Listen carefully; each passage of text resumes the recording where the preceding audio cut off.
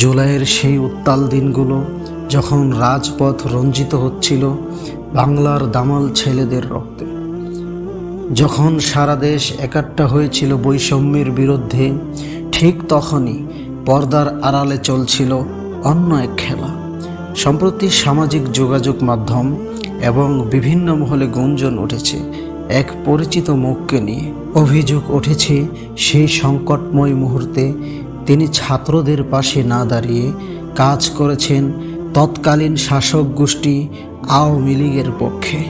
ছাত্রদের পক্ষ থেকে দাবি করা হচ্ছে আন্দোলনের সময় তার ভূমিকা ছিল রহস্যজনক।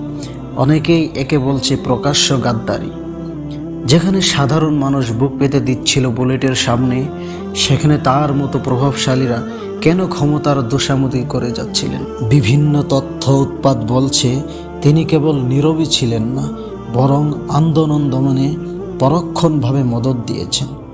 সামাজিক যোগাযোগ মাধ্যমে ছড়িয়ে পড়া বিভিন্ন স্ক্রিনশট বা বক্তব্য এখন মানুষের মনে তুলছে হাজারো প্রশ্ন।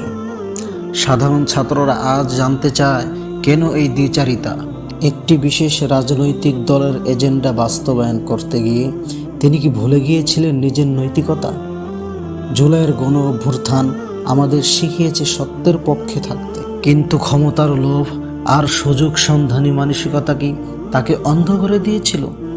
আজ যখন পরিবর্তনের হাওয়া বইছে, তখন সেই দিনের সেই ভূমিকা নিয়ে চলছেরা বিশ্লেষণ। মানুষ এখন আর অন্ধ নয়, তারা বিচার করতে জানে কে ছিল তলোয়ারের নিচে আর কে ছিল তলোয়ারের হাতলে। সত্য কখনো চাপা থাকে না।